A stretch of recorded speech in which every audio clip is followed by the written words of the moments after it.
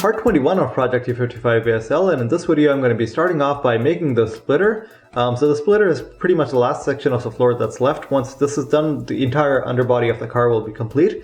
After that, I'm going to be moving on to making some ducts for the radiator, so the radiators can basically draw air from the front of the car and basically keep the engine cool. At the same time, I'm also going to be working on the ducts for the intercoolers, and also I'm going to be working on one panel that has to go on the passenger compartment where all the gauges have to mount, so the tachometer, the oil pressure gauge, and boost gauge, and literally all the different gauges you need in the car. So basically, I'm trying to get the car one step closer to like getting everything track ready so it can actually go on the track. And I'm also giving myself a really tight deadline for this video. I want to get all this work done in literally 3 days because my goal is to actually get the car on the dyno this week. So yeah, quite a lot of work to do in really little time. Let's get right to work and see how everything goes.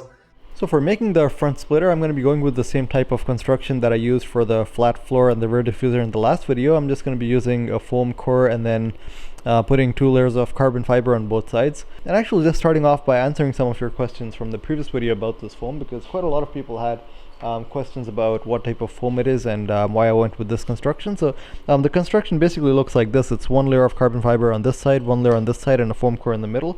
And the benefit of this construction, rather than just piling up layers of carbon fiber to achieve something like this, is that, well, first of all, if you're using carbon fiber for like big flat shapes like this, and the carbon fiber is under bending forces, what happens is that when this thing is, let's say, being bent downwards, the top layers of the carbon fiber would be under tension and the bottom layers of the carbon fiber would be under compression. But the middle layers of the carbon fiber would be doing nothing at all. They would just bend along with the rest of everything, really. So rather than uselessly wasting so much carbon fiber just to fill up this whole middle part, what you do is you use a foam core or some other core material like aluminum honeycomb or they basically all achieve the same thing. They're just there to fill in the middle part, so that now when this thing is going to be under bending forces, it's going to be this top layer of carbon fiber that is going to be purely under tension, and this bottom layer is going to be purely under compression. So the foam is basically just a thing that is going to be dividing these 2 layers, keeping them further apart from each other, so the carbon fiber can actually do a better job of dealing with those forces like tension and compression. The thicker you make this core, like the further apart you move these 2 sheets of carbon fiber, the stiffer you will make the material, the less the material will flex. But the downside of that is obviously it will take more space too on your car. So basically your floor will be thicker. You'll need to run your car higher from the ground to actually run that floor. So you have to find some type of a compromise between when you're choosing what type of foam to go with. The one I'm going with is 3 millimeters. The foam core costed $1,200. So the foam core, believe it or not, is pretty much the same price as the carbon fiber that is going on it. So this is not a cheap material. It's pretty expensive, but it's absolutely worth it because the amount of weight you will save using a foam and, well, the amount of carbon fiber you'll save using the foam, it's it pays up for. This is what it's called. It's called Corcel M80, 6 millimeters, and So for making the splitter, it was pretty much the same process that I used for making the diffuser. So basically I took all the dimensions from the design and I drew everything on this Corcel foam. After that, I just had to cut the foam in that shape.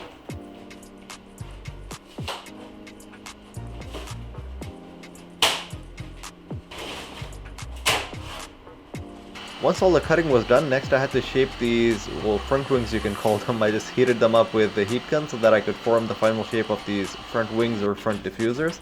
And once the shape was looking good enough, all I did was I hot glued these end fences on the wings. These are the things that will block the sides of the wing so that air doesn't come in from the sides. And after that, I also did a bit of work on the front leading edge of the splitter. I had to curve it upwards slightly because according to the CFD results, that's what I found, that it's best to raise the nose of the splitter slightly to promote airflow to stay attached underneath the splitter. I realized that if I left the edge of the splitter perfectly flat, it would cause a bit of separation at the edge of the splitter. And after that, I did some sanding on the splitter just to fix the profile of the splitter, just so that it's profiled more like an aerofoil so that it would flow better. Once all that was done, it was finally time to put the carbon fiber on the splitter. So basically, yeah, I started off with carbon fiber cloth, and then I had to cut it in a few places just to make it fit on the splitter properly. And then again, I just soaked it with a whole bunch of resin and used a paintbrush to actually spread the resin on the splitter. After giving everything 24 hours to cure, it was time to flip the part over and start work on the other side.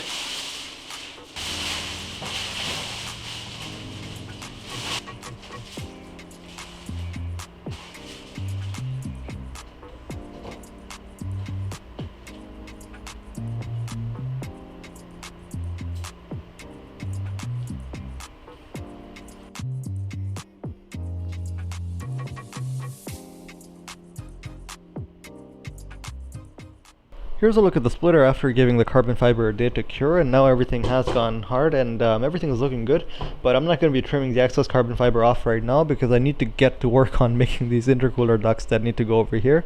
I have really little time left for this, by the way. Like, it's only 1.5 days that I have left till this car goes on the dyno, and I'm not even sure if that's going to be enough cure time for this for these ducts that I'm going to be making, but still, I'm going to give it a try anyway. So I'm going to put this aside for now, get to work on that, and hopefully if that's done in time, then I'm going to be cutting those two together and then putting them on the car. Meanwhile, I have been doing some work on the car, like just doing some figuring out with the Infinity. I've connected a RPM the tachometer over there, which I still need to find a place to mount somewhere. I was thinking of making a full panel and mount all these gauges on that panel, but I don't think I'm going to get done with that on time, so I'm just going to mount the tach somewhere like just over there for now and just use these gauges for now. For making the intercooler ducts, it was the same process as making the splitter pretty much, just drawing everything on the core cell sheets and then cutting them to those shapes. But the only thing was I didn't get to finish these in time because I already spent 2 days on making the splitter, so there was not enough time left to actually finish these up for now. Okay, so a bit of change of plan. I spent a whole bunch of time like playing around with the Infinity, wiring a few more things in and stuff, and that's wasted a whole bunch of time now. And now I'm at the point where I only have 5 hours left before I have to take this car in for the tune. So yeah, there's no time to work on the intercooler ducts. I've put all that stuff aside. What I really need to get work on right now is to start cutting that splitter, making that final, so I can actually mount the splitter and start work on the radiator ducts, because without the radiator ducts, the car is probably not going to run on the dyno properly. Like, it might start overheating after 1 or 2 runs. So for cutting the splitter, I just used an angle grinder, and I used that green tape to mark all the places where I needed to cut it from. And yeah, then I just had to cut it to size. Here's a quick look at the front wing after all the cutting is done, and now you can really tell the shape of all these things over here. So basically, yeah, just to explain the design a little, just going over it really quickly. So basically, this front wing works in ground effect. So basically, its main purpose is to suck air from underneath the car, and the ground is literally going to be at this level over here. So it's going to run pretty close to the road surface. So when it's sucking air from in between the road surface and the wing, it basically pulls itself to the ground, and it creates quite a lot of downforce. It's the same way Formula 1 front wings work pretty much, but it's a single element wing rather than a multiple element wing. The reason I didn't go with multiple elements is because it's really difficult. The structure gets really difficult to put together. Formula 1 wings, by the way, they're not made in one piece. They're actually like, I think 20 or 30 different pieces, and they even have bits of CNC aluminum inside them, all glued with carbon fiber. It's a really complicated thing.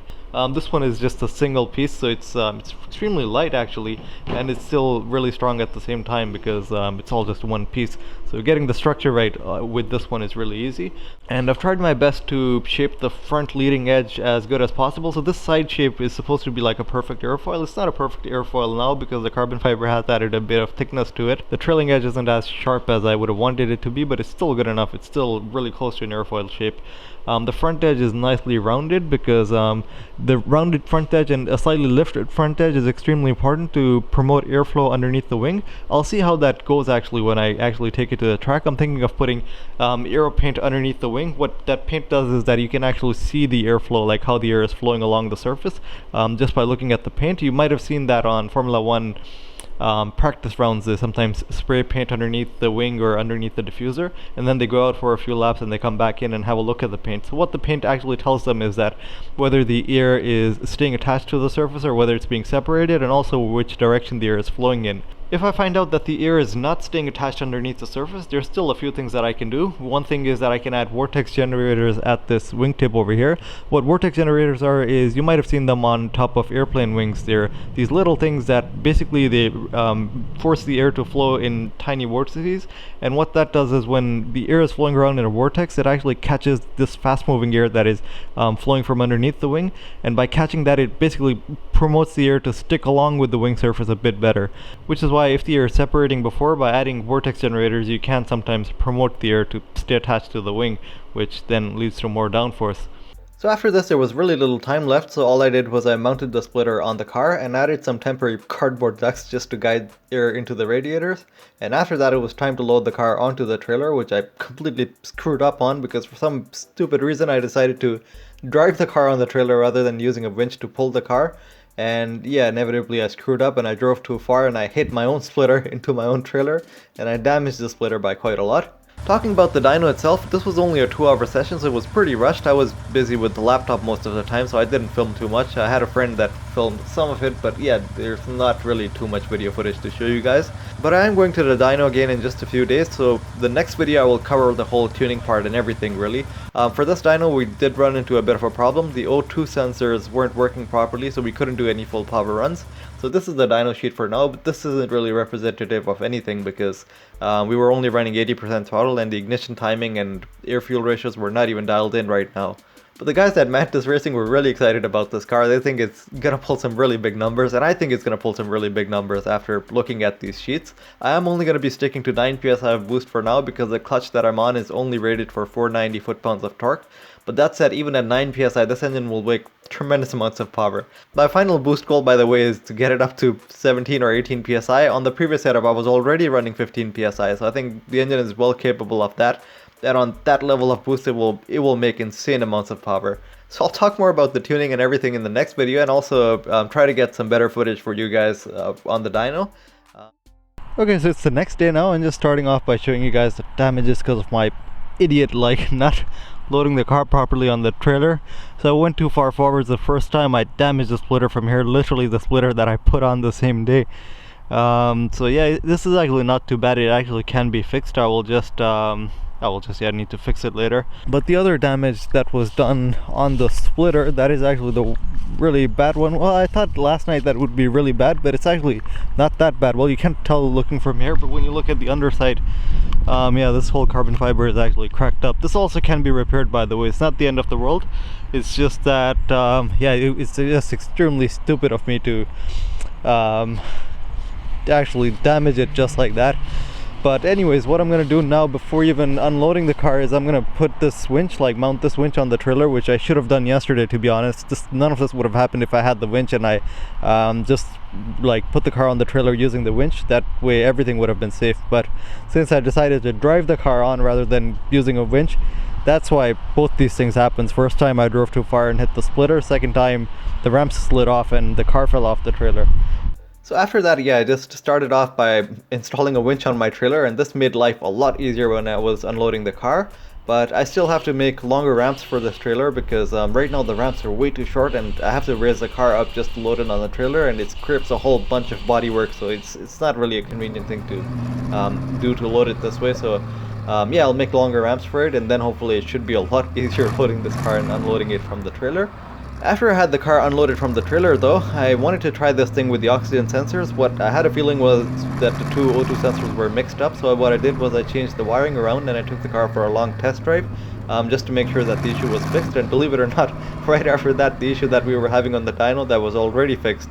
So this time driving the car, I kept driving it around the block for like a good 20 minutes because before this I had never driven the car for a really long time, so that's why any issues that would come up from driving the car a long time I didn't really know. But after switching the oxygen sensors, even driving the car for this long, the O2 values and everything remained normal, so that really meant that that issue had been fixed.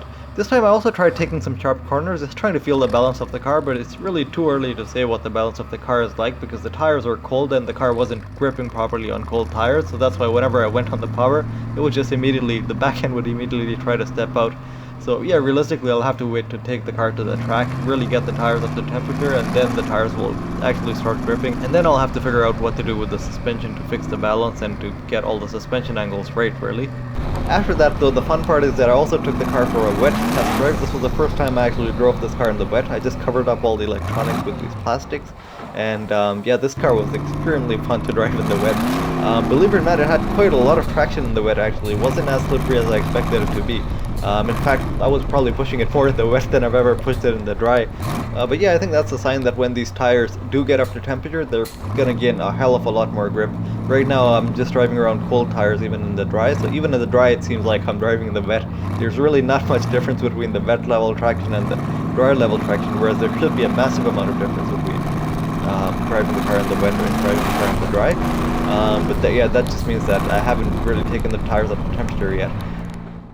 Okay, just came back from a really long test drive. I drove the car for like long 20 minutes or something just to make sure that everything is normal, and it seems like I've already figured the O2 issue that we were having on the dyno. So it seems like lambda 1 that was on the Infinity was actually supposed to control bank 2, and lambda 2 was supposed to control bank 1, which is really weird, and I don't even know why they even did it that way. But apparently I've switched up the sensors and I've connected it this way, and now the air fuel ratios are staying normal no matter for how long I drive the car. So that's don't even ask me why it's like that, but that's what it is. So anyways, yeah, now with the air fuel issue figured, I believe the next time I go to the dyno, everything should run fine and I should be able to run it on full power and tune it properly.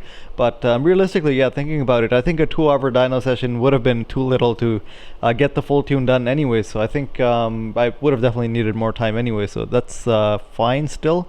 But anyways, next what I need to do is that I need to clean up all this mess that's over here, and I need to get back to work on the carbon fiber body work, making those radiator ducts, and yeah, that's pretty much going to be the last thing for this video. So for making these intercooler ducts, since all the foam was already cut in its shape, all I needed to do was just hot glue everything together.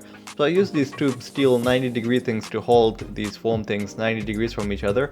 And again, the reason I designed everything this way was just so that it would be easier to make. And after that I had to do a bit of sanding just to clean off the edges so they're not that sharp.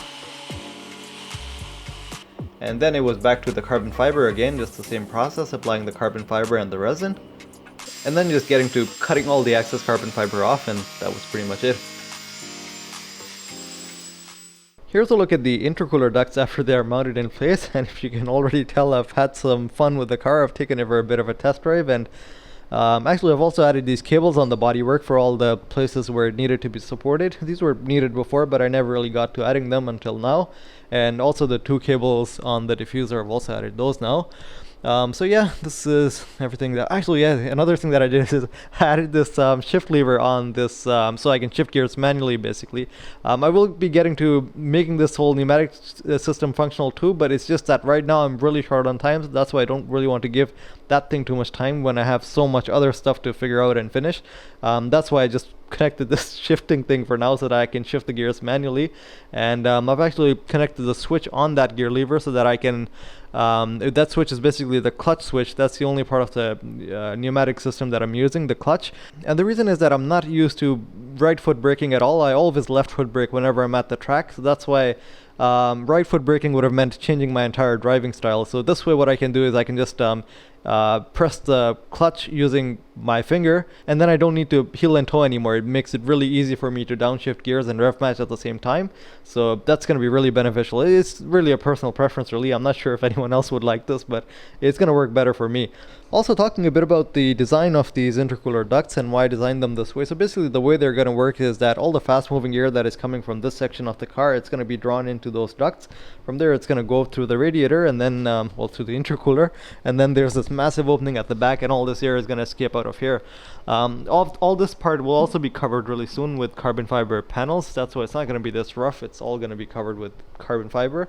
And by the way, the final look of the car is not going to look like this. All this is going to be wrapped. Once I'm done with all the body work, I am going to be wrapping it silver, just like you see it in the design really. So it should look really cool once everything is done. But anyways, yeah, this is going to be everything for this video. The next video coming up is going to be about the dyno, getting the car tuned, and then finally taking the car to the track as soon as I possibly can. Also, one more thing to add, I recently got in touch with Billy from BXR Motors. It's another YouTube channel. He actually built his own car, like it was a 1,000 horsepower car that he built with like literally all his own custom design, custom chassis and everything, pretty much the same thing as this, but a really American version of this, like an LS engine. But now he's actually for some reason taken apart his old car and he's remaking it all the way from the chassis up. So yeah, basically if you want to see more content like this but a more American version of this car, you can head over to his channel. I'll link it down in the description below.